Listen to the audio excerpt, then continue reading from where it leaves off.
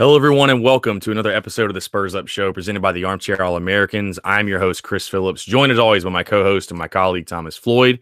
The Spurs Up Show has been upgraded. We are upgraded. You can hear the new sound. We're glad to be coming to you with a little bit better setup than we've had in previous months, previous episodes, but just Chris and Tom back as always, the same crew. We're going to dive into everything today with SEC Media Days. Obviously, Will Muschamp's comments, Jake Bentley, Debo Samuel, and DJ Wanham as well. Some other Gamecock news, but first, if you're not subscribed, this is definitely the time to go do so. Like I said, we've got the brand new setup. I've got the new mic. You can probably hear it. You may not even recognize me. I'm not sure if you guys have actually really heard my voice as clearly as you are right now, but this is the best time to go do it for the best Gamecocks podcast on the internet. Be sure to go online, rate, subscribe, share, and download the Spurs Up Show on iTunes, the Stitcher app, really wherever you consume your media, wherever you consume your podcast. Be sure to go online. Make sure you're tuning into us every single week. Also, be sure to go check us out on all our social media accounts. Follow our podcast on Twitter. We're trying to build up that account right now. It's going to be at the Spurs Up Show. We really couldn't make it any simpler than that. Also, our main Armchair South Carolina account is going to be on Twitter and Instagram at Armchair SCAR, both of those. And of course, this is a podcast brought to you by the Armchair All-Americans, armchairallamericans.com, localizing your sports coverage content. Please be sure to go check us out on armchairallamericans.com. For all of your latest breaking Gamecock news, coverage, analysis. We got a ton of content going out right now, a ton of great articles. Obviously, as football season creeps closer, we're going to be breaking down everything with the Gamecocks offensively, defensively, special teams, the schedule, you name it. So be sure to go check us out, armchairallamericans.com, all of our social media handles. You guys know where to find us. So like I said, I'm joined as my co-host, my colleague, Thomas Floyd joins me again as he does every week. And I'm not sure Tom has even heard me sound this clear ever. Tom, how you liking the new setup, and how have you been over the last week? It's good to have you back on. Love new setup. You sound great. It's like we're doing professional stuff now instead of being Bush League. I'm going to be upgraded the next week too. So who knows? We could literally be the best audio sounding Gamecock podcast on the internet since we're apparently trash. But I've been great living According life. to some people. Yeah, according to some people. But I've been pretty good. Can't complain. Ready for some college football. Yeah, and I will say, just a little preface, we have upgraded, but if there are some audio technicalities as far as I'm going in and out, as far as I'm too loud or anything like that, we're still working out the kinks a little bit as we are every single week. So I do apologize if my on my end the audio is a little fluffy. I'm still getting used to breaking in this new mic and this new interface, so just bear with me. So but yeah, Tom, great to have you back on again. We're going to start this show off the same way we do every single week, go through our favorite news story of the week. I'm going to start off. Obviously, our stories are going to relate mostly around SEC Media Days. That's been going on all week long. My favorite news story of the week comes from SEC Media Days and actually comes from today, but it's not related to South Carolina. Gus Malzahn joined the SEC Network staff, obviously, joined that set. Obviously, those guys have been covering everything going on in Atlanta, Georgia all week long. Gus Malzahn actually joined the staff, though, or joined the set. They asked him what, obviously, SEC fandom, the fans are absolutely crazy. There's fans at SEC Media Days every year, most notably all the Alabama fans that were showing up in Hoover. But Gus Malzahn was asked, what's the craziest thing that he's ever signed or anything he's ever taken a picture with? Gus Malzahn actually said he once signed a colonoscopy, or a guy asked him to sign a colonoscopy, and then he agreed to do it and actually signed it, which I thought was the craziest part. I'm not sure if I was him, I could actually bring myself to actually sign it. To think there's a guy in his living room somewhere right now or in his man cave has a colonoscopy hanging with Gus Malzahn's signature on it that's peak Alabama Auburn at its finest. So that by far, Tom, was my favorite story, probably out of SEC Media Days all week long. That's such a weird thing for somebody to ask you to get signed. Like I feel like anything like that would be like one of the last ones on the list that I think I would ask a professional football coach to, and I'll tell you, coach to ask.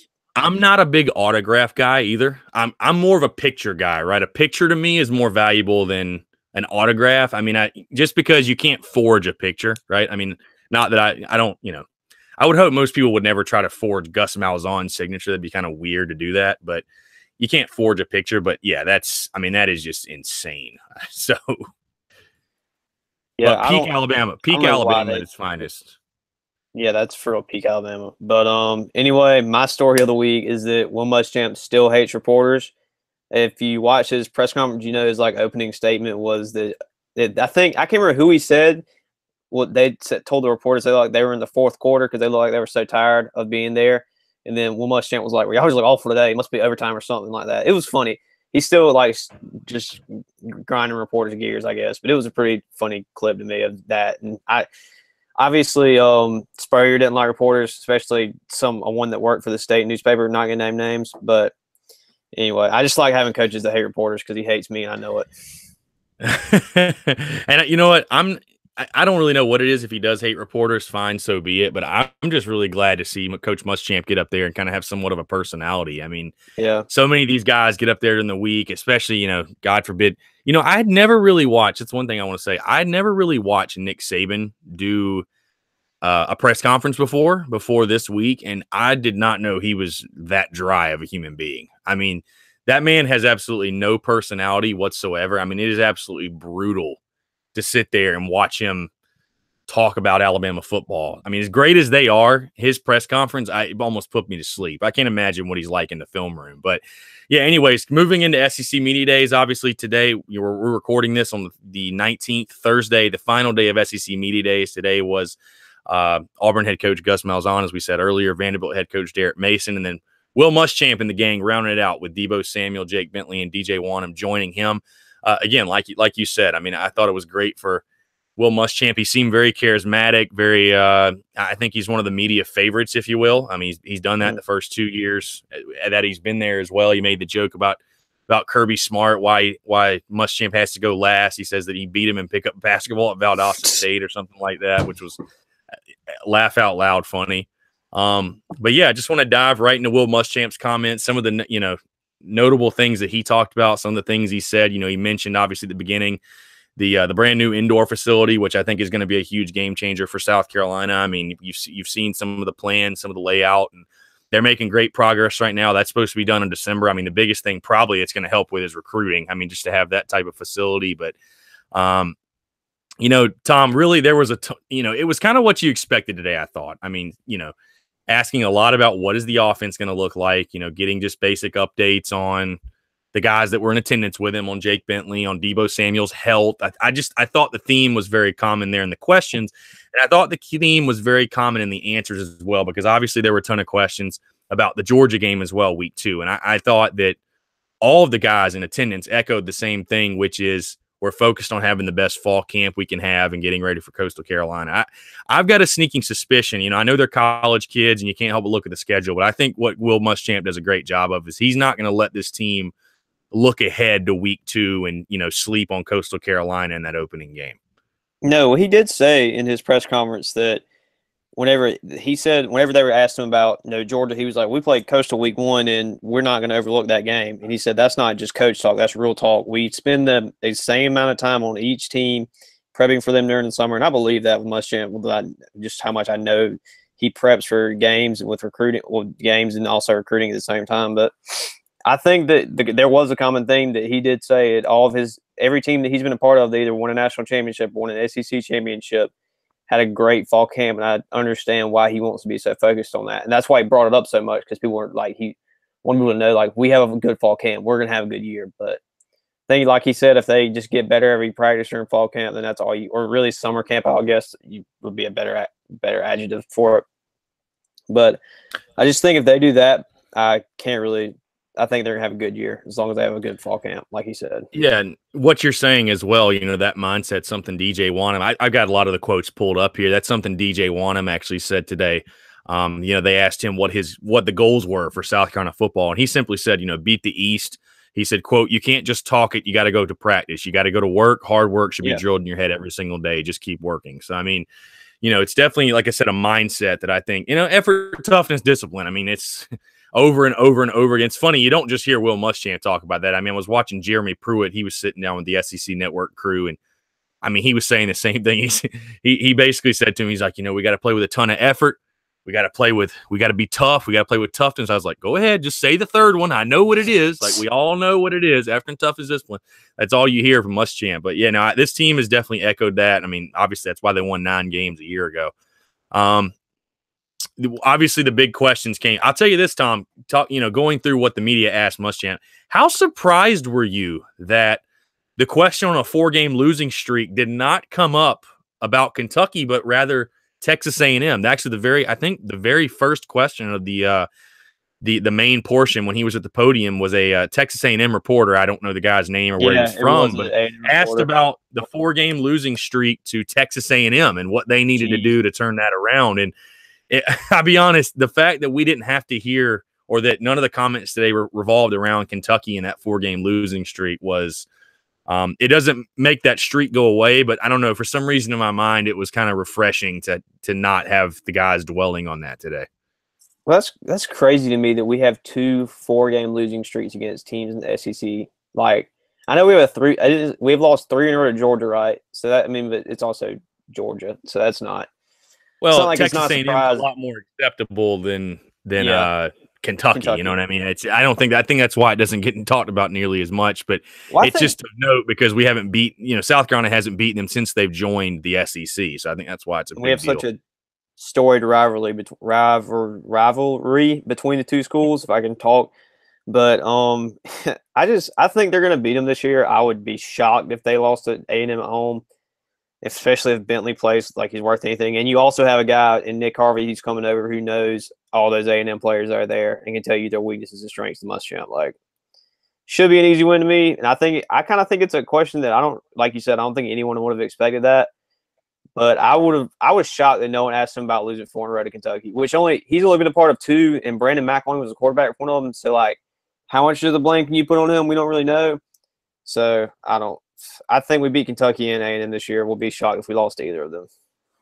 Yeah, I think it has more so to do because I talked to Barrett Sallee. I've referenced that conversation many times, but I talked to Barrett Sallee in April and asked him about the Kentucky game. I think what it almost kind of echoes is the media's perception of Kentucky, even though they've beaten South Carolina 4 years in a row.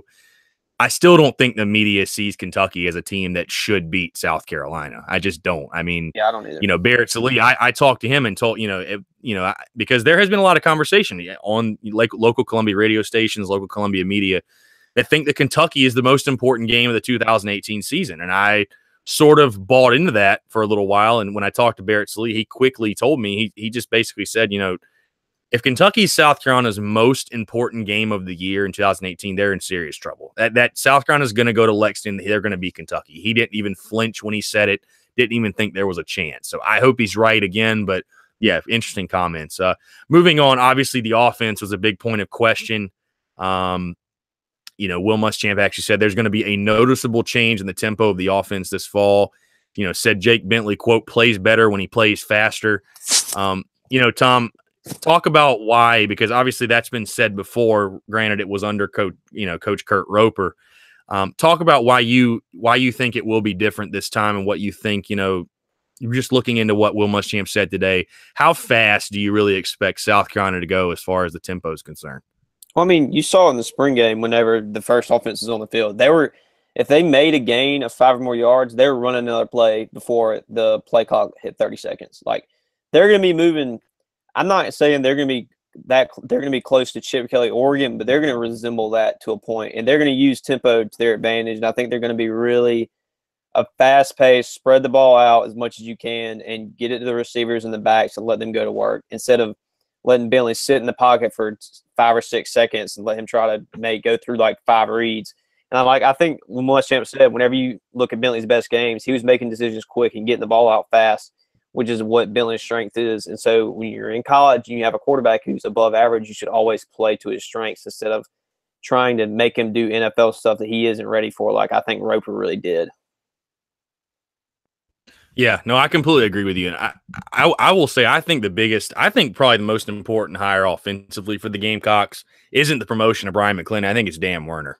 Just getting Jake Bentley in a better position, that's something Will Muschamp talked about again today. What impact has Dan Werner made? Said he's worked a lot on his footwork. It's something that you saw Steven Garcia talk about during the bowl practice about, how Jake Bentley's setup was very, very unorthodox, how he was kind of square to the line of scrimmage rather than having his 1 foot behind him, having like a altered step, if you will. But I mean, I think that's going to be the biggest thing. But I think you are, for the first time, I don't think it's all talk this time. I think you are actually going to see them move a lot faster. Not only do they have not only do I think they have the right guys in place as far as offensive coordinator to, because I think the biggest thing with Kurt Roper, and one of the reasons they didn't go off fast offensively, is that we all saw Kurt Roper was just flat out incompetent of sticking to a game plan. I mean, that's the thing. If nothing else, people, the biggest question I think coming in the biggest question I know coming in the season is, what is this offense going to look like? What is this offense going to do? If nothing else, Brian McClendon is going to stick to the game plan. He's also able to make adjustments. But if he sees something and he knows something's going to work, he's going to stick to that game plan. You saw it in the bowl game. South Carolina did absolutely nothing in the first half against Michigan. They made some first half adjustments, but they stuck to the plan they had all day, which was they wanted to play with some tempo when they had the opportunity. Like you said, when they get a gain of like 5 or more, we don't know exactly, obviously, what their strategy is, but Brian McClendon is willing to stick to that game plan. I think they will definitely. I think from game one, we're going to see a much, much quicker tempo, and I think Will Muschamp, I think he knows that. I think he learned from his days at Florida, which obviously I think every SEC media days Will Muschamp comes to until he wins an SEC title or wins an SEC East at least. He's going to get asked about his days at Florida and what went wrong, and that's what people are going to focus on, his lack of offense. I think he learned from those days, and honestly, having Kurt Roper his first 2 years at South Carolina, that college football is a spread game. I mean, it just is a spread game, and it's something he's had to adapt to as well. And he actually talked about, it's funny, he talked about Dan Werner. One of the big keys that made him want to hire Dan Werner was his last year as a defensive coordinator at Auburn. They faced Ole Miss, where Dan Werner was quarterback's coach, and not sure if he was like offensive analyst or maybe he was offensive coordinator. I'm really not 100% sure, but apparently that Ole Miss offense scorched them with Chad Kelly. And in the article I read, Will Muschamp remembered thinking, I need to get this guy on my staff. This guy knows football. So I think it's going to make a huge, huge impact in Jake Bentley's game.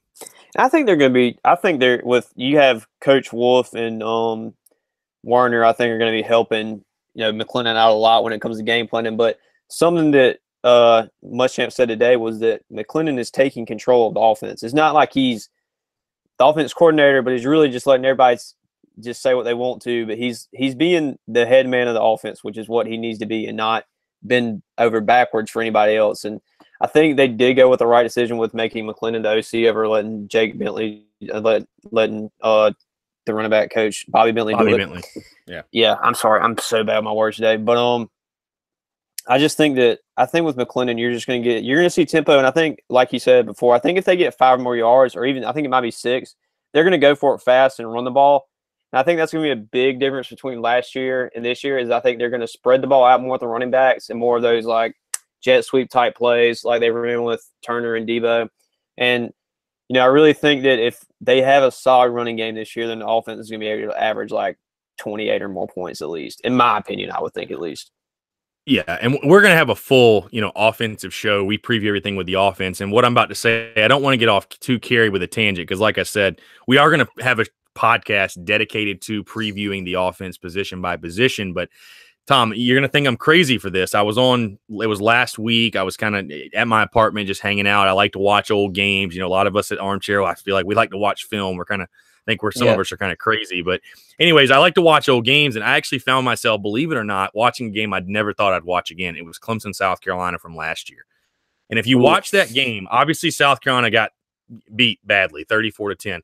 But if you really watch that game, I mean, the only thing I could think the entire time I watched that is if South Carolina had a competent offensive mind calling plays for them, the plays were there. I mean, you watch the first half of that game, South Carolina had 55 yards rushing in the first quarter. South Carolina's got some talent on offense. I think finally they're going to have the guy to utilize that talent. Again, establish the up-tempo, be able to develop a game plan and stick to it and make in-game adjustments and be able to be creative. I really, because I watched that game and I'm sitting there and I'm like, this South Carolina Clemson game right here, the way South Carolina's moving the ball, if they would have stuck to what they were doing, had a little bit of creativity and a little bit more innovative play calling, would have probably been a tie ball game at half. I mean, it would have been at least a competitive game. So it'll be interesting to see again what happens with that.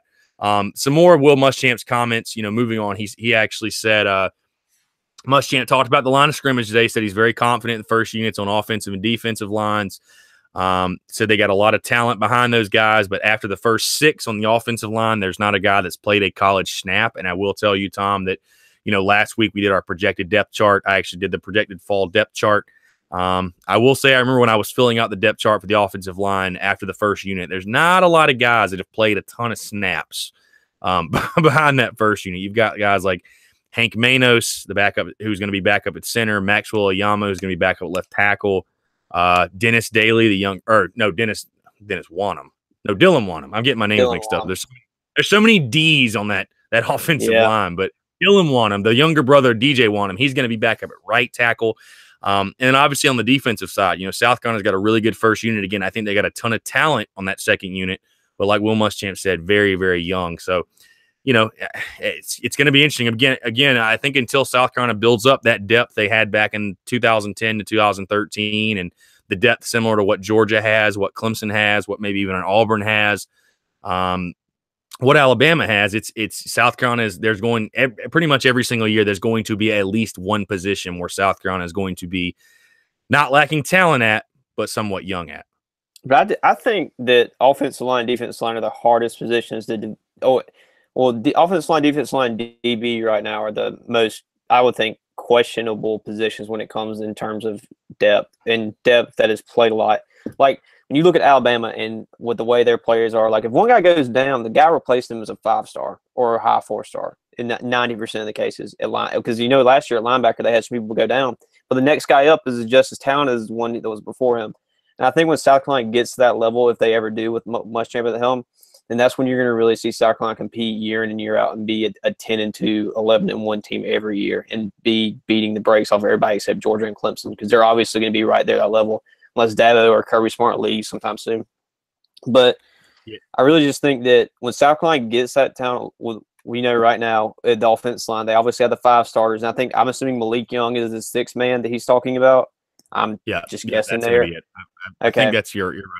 And then like he said, they're excited about guys like Wyatt Campbell and Maxwell Oyama that they have just waiting, but they have to get the experience. And they're going to get that experience when it comes to playing in those games. We should be blowing teams out.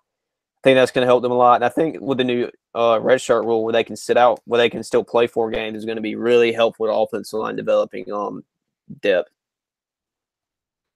Yeah, no, I absolutely agree. And that's something I didn't even think about when that redshirt rule came out. It's probably going to be most beneficial for kids on the line of scrimmage because, again, the biggest thing with most offensive linemen that play college football their freshman year, they're just not physically developed. That's the biggest thing. They're just not as physically developed as they're going to be. You look at, some guys on the roster. I just think of the defensive side, some of the noticeable weight gains that guys like an Aaron Sterling made on the defensive line, gaining like 20, 30 pounds. That's something that just naturally happens when guys, and that's going to improve as guys start, continue to early enroll at schools, and they're going to be more ready to play, stuff like that. But Hank Manos, another guy, I think he gained like 30 pounds this offseason. It's crazy. So getting those guys physically ready, but getting them reps. Yeah, he is a freak. But getting those guys reps, able to get them game reps and like still put the red shirt on them and save that year, I think, like you said, it's going to be a huge factor. Something that really fired up Gamecock fans today in a good way.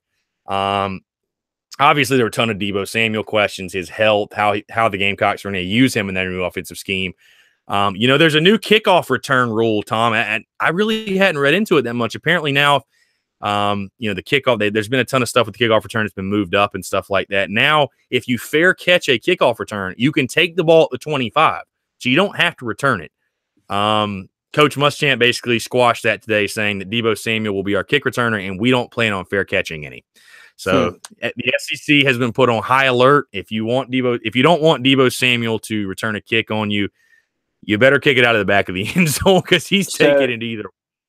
Are they saying that the rule? Okay, I might have misheard you or something, but they're saying the rule is regardless of where you fair catch it at, it's going to be at the 25. So you can be out of the end zone and fair 25. Catch it. Okay. Well, no. No, you got to be in the field of play. That's what I mean. But I'm just saying that I think if you kick it at Deebo Samuel and it's not in the back of the end zone, you're an idiot. Based off of last year's film, like he's taking it to the 30 probably at least. So then I feel like you run the risk if which I know what is it? Is it Coleman Hutzler or Kyle Krantz is our special teams coach? That's so bad that I'm asking that. I think Hutzler is the overall of it, and Krantz is like the assistant. Okay, Hutzler. Okay, I apologize, guys. Apologize to special teams if I forgot there, but you could really scheme for that and just put your second fastest guys in front of Deebo. You want to pooch it, go right ahead. We'll take our chances catching a ball at the 15, and can we get 10 more yards? Yeah, why not?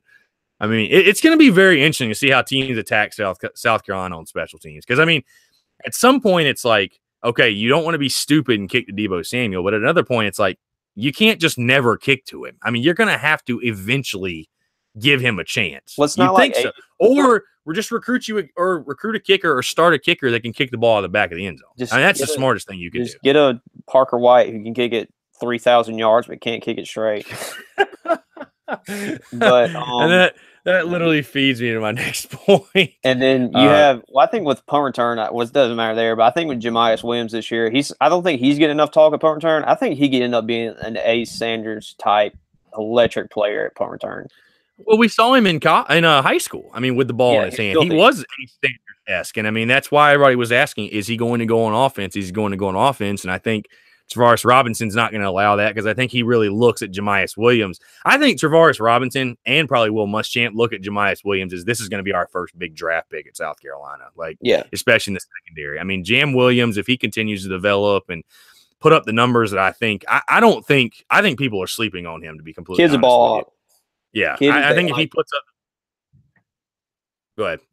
Well, I was going to say that I think he could be an absolute freak in the SEC at safety, just because like your height really doesn't matter that much at safety, and he's more of when he's playing safety, he gets to play more free and just break on the ball, and he's not going to be ISO'd one-on-one on the 6'5" slot. When they put T. Higgins in slot at 6'5", like he's never going to be ISO'd there anymore, which is a really great move for us. But I think he can be filthy at safety. Yeah, I mean, he's got a natural knack for the ball. You saw kind of his breakaway speed, and it sticks out. The one interception he had against Missouri when Drew Lock thought he had an open guy in the flats, and I mean, Jam Williams, it felt like he went 15 yards in like 2 seconds, picked that ball off. But yeah, I mean, and he's physical. He's somewhat of a headhunter, I think. But yeah, that'll be an interesting battle for sure. The punt return, who's going to return punts for Carolina. The other interesting battle that Will Muschamp referenced today, the place kicking position will run through fall camp. Really no surprise there. I don't know that we need to go crazy into that, but obviously with how Parker White struggled last year, especially beyond 40 yards, I can't even remember. I think he may have made one past 40 yards. I can't totally remember. But it's really no surprise. I'm going to be really interested to see how Shane Hines factors into that, the Kent State transfer. Very, very interested to see how he factors in that as well. One of the big things Will Muschamp talked about today, Tom, is that the Gamecocks, they need to be more effective with 4 guys rushing the passer. That was a huge thing that he kind of harped on. He said that a couple times today. You lose a couple defensive linemen from a year ago, but have guys coming back. You got Bryson Allen Williams returning as well. You got a guy like Aaron Sterling that I think nobody's talking about that's poised for a breakout year. Brad Johnson, who's in his second year, could have a breakout year at the buck position as well. How do you feel like South Carolina stands right now as far as, a 4-man rush is concerned? Do you feel like they can get pressure on let's just look ahead, week 2, Georgia. Do you think they can get pressure on Jake Fromm with just 4 guys rushing the passer? Well, I think that last year you could see a lot that they were getting there, but they weren't they would be getting some pressure, but they wouldn't be getting to the quarterback a lot unless they brought a blitz. And I do think that this year with having DJ Wanham and Aaron Sterling and Brad Johnson and having Bryson Allen Williams back, that's going to be a big difference. But I still think they're a couple of years away in terms of being at the level where you can just put Clowney and Devin Taylor on opposite sides and just let them go at them, and you can drop a 7 back in coverage. But that's my opinion. I think they get pressure on Fromm and get back there to him a lot, especially since they lost their starting left tackle, Isaiah Wynn. I think that's his name. Patriots drafted him, so the reason I know they lost him. Yeah. But I do think that they will be able to get some pressure on Georgia. How much? I don't know. Yeah, no, absolutely. And I was just picking that game because it's early in the season, and that was the first one that came to my head, and it's also the next point where I was going in my conversation. Will Muschamp was obviously asked about that South Carolina-Georgia game. It's going to be a huge game. Week 2 matchup in Columbia, 3:30 CBS. The entire nation's going to be watching that one. His quote today, Tom, was the winner and loser of that game is not going to determine the East. Do you buy that? Yeah, because they have to play how many? You play 8 games in the SEC. You have to play 7 more. I mean, Georgia could beat South Carolina week 1 and then lose to Auburn and then just get upset. And South Carolina could win the rest of the games that they play that year against the SEC. I mean, it happened with us. Happened with us in Missouri 3 different times. I'm pretty sure. Like it Yeah. is possible that game doesn't solidly determine the SEC's champion.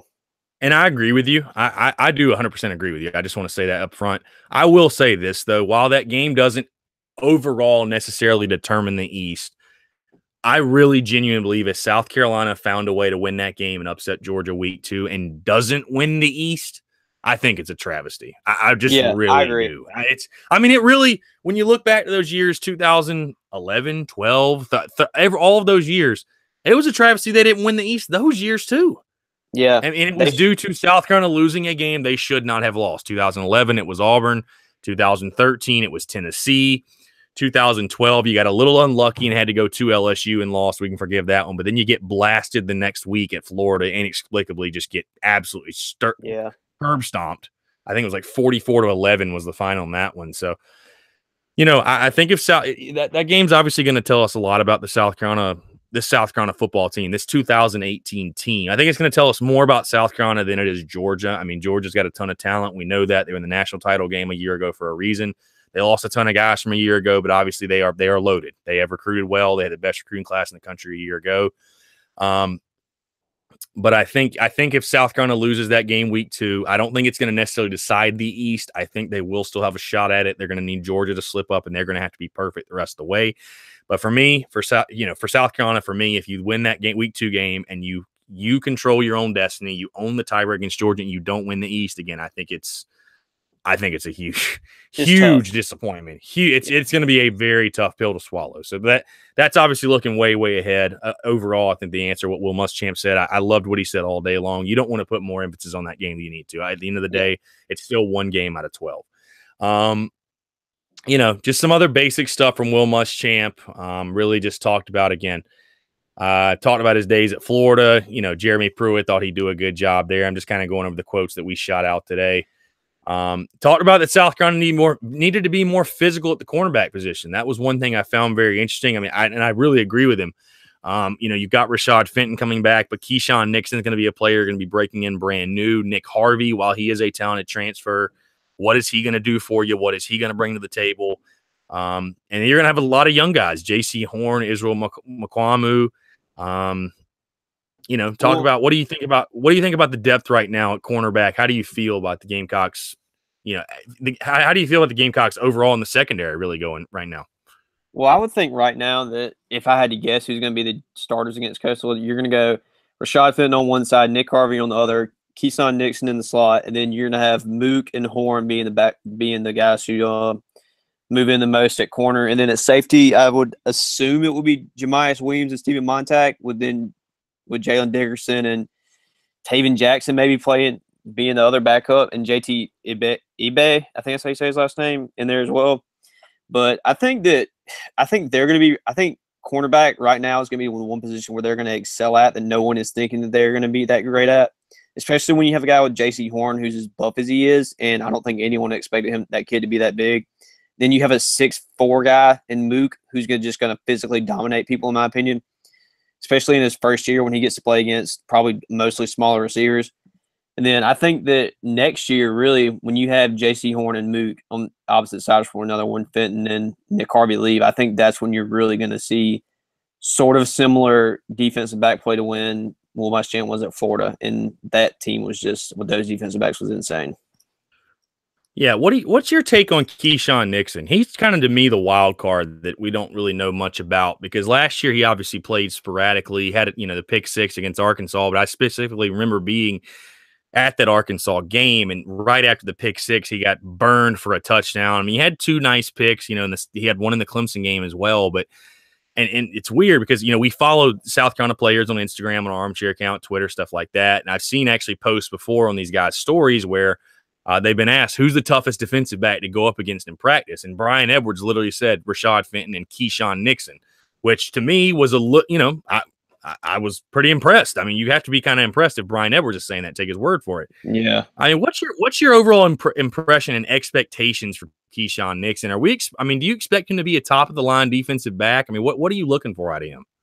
I mean, I think he's above average. I think he's right there. I think he would be somewhat similar to, in terms of production, the Jamarcus King, maybe. I think he started out slow last year. That's fair. I think that's fair. Yeah, I really do. I think Jamarcus King's last year. I think he's maybe similar to that. That would be get burned a couple times, but then you make plays at the same time, so you just have to kind of take what you can get. Yeah, my overall thoughts and what I was trying to get to is like, what would you be happy with? What production would you be happy with Keyshawn Nixon giving you? If Keyshawn Nixon gives me Jamarcus King senior year type production, I will be extremely happy with that. Yeah, I'm satisfied with that. Extremely satisfied. Yeah, absolutely. Moving into some other comments. Again, the common theme was South Carolina's focused on having a great fall camp.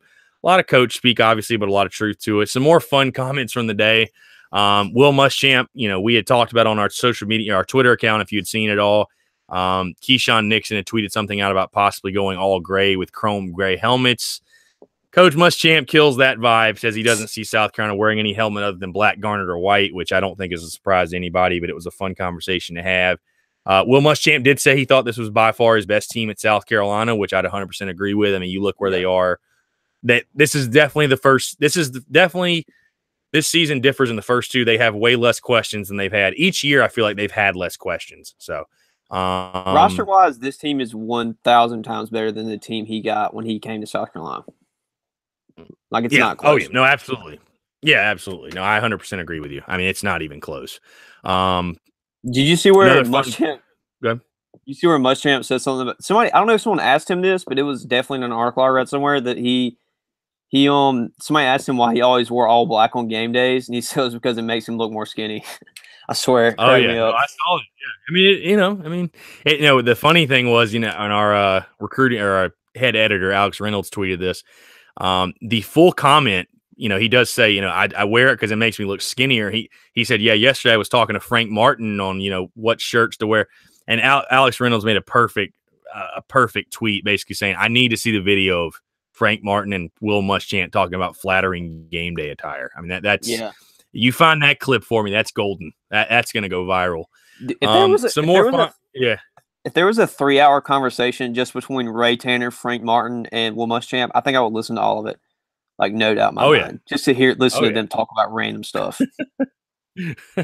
Especially Frank Martin. He can go he can go on, and even in his post-game press conferences. Another kind of just interesting news. It's not really football, I guess football related, obviously, but DJ Wanham says that the garnet black garnet uniform combo that we're all so fond of is actually one of the players' favorite uniform combos. And if you remember when Javon Kinlaw took over our Twitter account, he actually said that was his favorite jersey combo. Tom, thoughts? I like it. I like how we get to use way more different uniform combos than what we did when Spurrier was there. I think garnet black. Isn't it garnet black? Is it garnet black garnet? Is that what you said, right? Yeah, garnet. The one they wore against Wofford. Garnet helmet, black tops, garnet pants. The more I look at it, the more I like it, but I'm still kind of skeptical of it. I don't think it's the best looking one. Yeah, I said the same thing today. It's like it's growing on me every time I see it. It's one of those things I can get behind it. I really wish they do the same thing with the black helmets. I wish they do that with the garnet helmets, make the flat black, the matte black, make it like a matte garnet look. I don't know if I feel like they're smarter than me, and they've probably already tried to do that, and it probably didn't look right. So I'm thinking that has to be the reason they haven't done it. But yeah, I mean, overall, that was pretty much, all the comments from the guys today, really of, notable comments other than some coach speak, but some really, really good news for the Gamecocks today. Tom, we talked about this a little bit in the pre-show. As far as the injury front is concerned, Will Muschamp updated Levante Valentine, the freshman, the speedster out of Florida, should be good to go as far as in fall camp. Chad Terrell most likely won't be able to play until beginning to middle of October, but like you mentioned, he did have a torn ACL, so for him to recover that quickly, not that the Gamecocks are lacking at wide receiver depth at all. JT Ibe and Jabari Ellis should be cleared sometime during camp, probably in the middle of camp. Obviously, JT is going to be a huge part of that secondary. Jabari Ellis, a defensive tackle the Gamecocks could obviously use. But the big news I thought came in not who's hurt, but who's healthy, Tom. And Debo Samuel, Bryson Allen Williams, Jamias Williams, and Jalen Dickerson. Finally, he is finally healthy. All these guys are clear for the first day of practice. They're all going to be ready to go. So really, really exciting news, especially, Tom, like I mentioned, like we were talking in the pre-show, getting Jalen Dickerson finally healthy. I mean, this is a guy that Will Muschamp said I think during spring practice in his freshman year said that reminded him of some of the best safeties he'd ever coached, reminded him like an Earl Thomas type. And this is a huge boost for that Gamecock secondary that's especially, somewhat lacking at least experience at the safety position. I mean, he looked really good in the spring game 2 years ago. Like, I thought he looked like a starting SEC safety. And I think really he could be one of the guys who no one talks about and has a really good year this year. Comes in next year for the fall camp, and he's like a projected top 3-round pick. It just his is how I would think about how him playing would be. But I just think he's a guy that could easily be a starter this year if push comes to shove. Yeah, and another guy that's not mentioned on here, but that's going to be returning too, is Taven Jackson. That's another guy that Will Muschamp rated about a ton, defensive back. Rated about a ton last year and was out with injury all season. So great to get those guys back. I mean, the worst thing is to have guys with that much potential and have them sitting on the sidelines. I mean, obviously we saw that.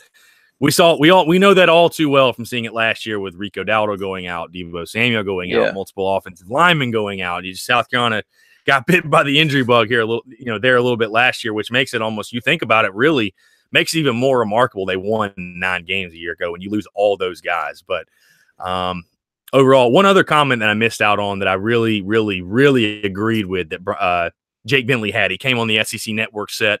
They were asking him a lot of questions about, Deebo Samuel, obviously, but he made a comment. He said Brian Edwards is a guy that nobody's talking about that he thinks is maybe the best receiver in the country, one of the best receivers in the country. And, I'll tell you, Tom, I 100% agree with him. I mean, it's crazy to me that nobody's talking about Brian Edwards. I know he gets overshadowed by Deebo Samuel, what Samuel does in special teams and just with the ball in his hands, whether it's a rush, whether it's a pass, whatever.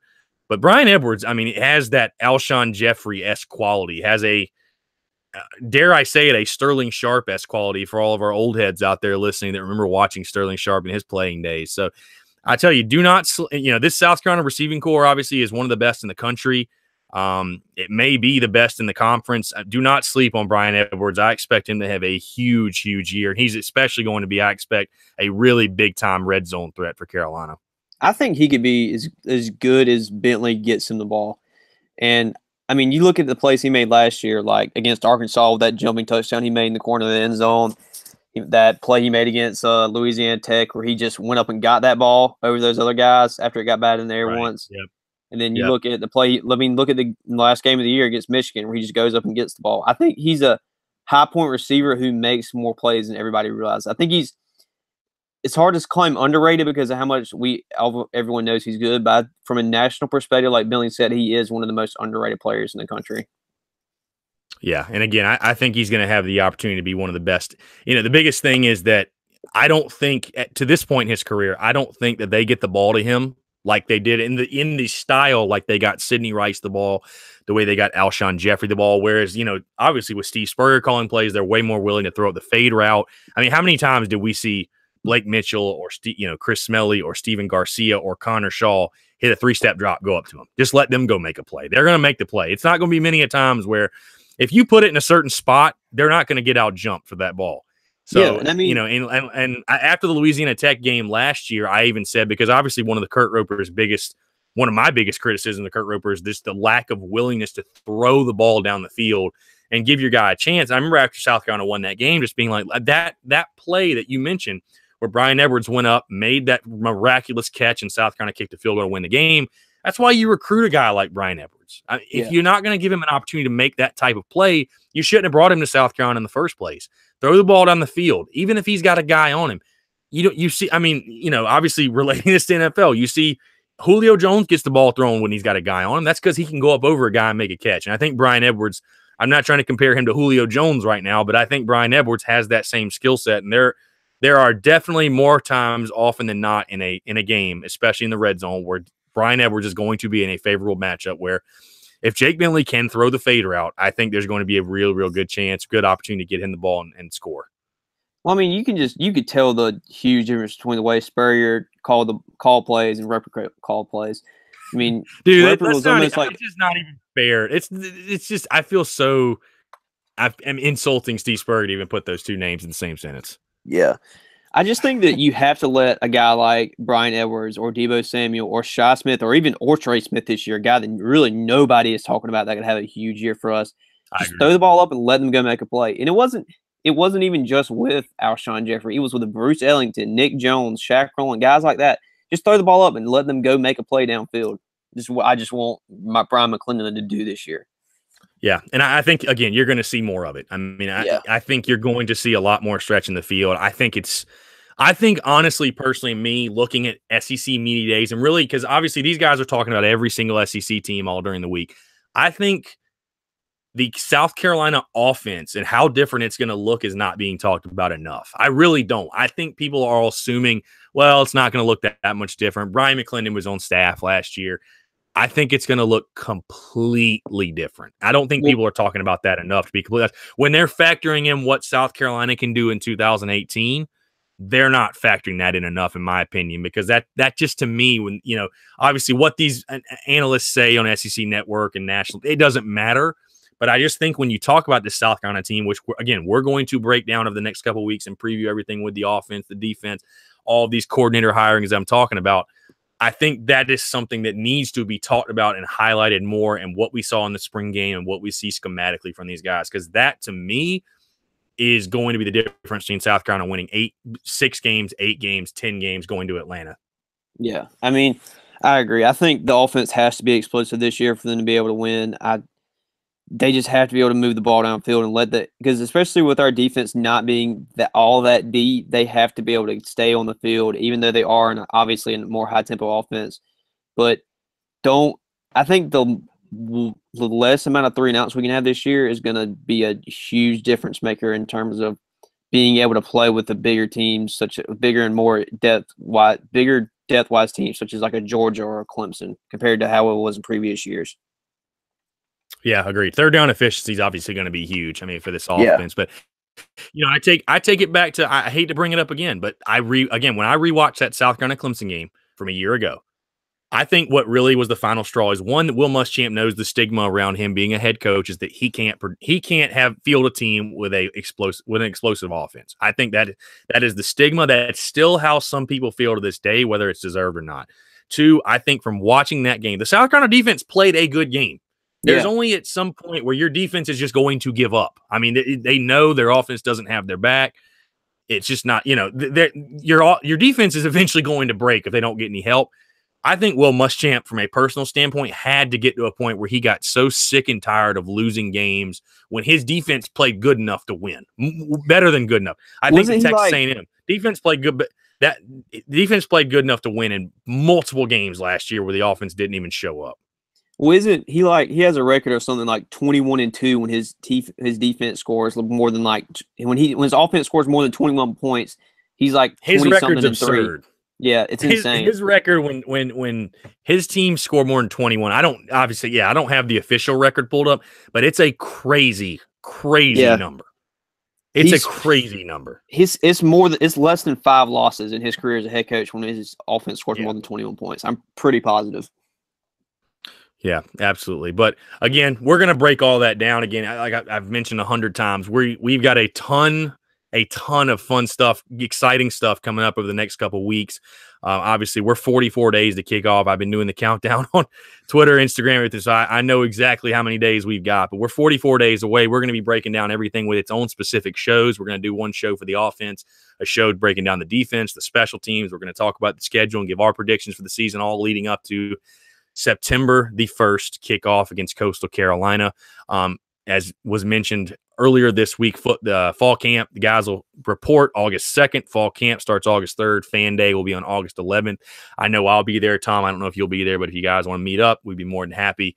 It'd be a lot of fun to talk some Gamecock football with some Gamecock fans and obviously, get everybody excited and geared up for the season. So other than that, I think it's pretty much going to wrap it up. I know we went a little long on this one, but definitely wanted to break everything down. And again, Tom, I think that you can kind of feel it in the air. It's starting to get close. I mean, it's crazy to think we've been looking forward to it, as long as we have. But literally in 2 weeks, South Carolina will be getting ready to start fall camp, and we're going to have real football to talk about. So I'm excited. It's a lot. Yeah, it's a lot better than just trying to make all these predictions. And when the pads start hitting, that's when things start getting real serious. So I know we are looking forward to it. I know you guys are looking forward to it as well. So again, stay tuned to us. on iTunes, the Stitcher app, wherever you guys listen to us. We appreciate all of our listeners, of course. Follow us on all our social media accounts. You guys know where to go. ArmchairAllAmericans.com, all of our latest breaking content. We're having a ton of stuff come out again that you've probably seen. So check us out there. Also, a lot of special guests coming up that I'm not going to reveal who they are just yet, but please stay tuned because we got a ton of special guests leading up in these weeks coming up to football season. Before you know it, it's going to be September 1st. So for Thomas Floyd, I'm Chris Phillips. We appreciate you guys listening. We're going to catch you next time on the next episode of the Spurs Up Show.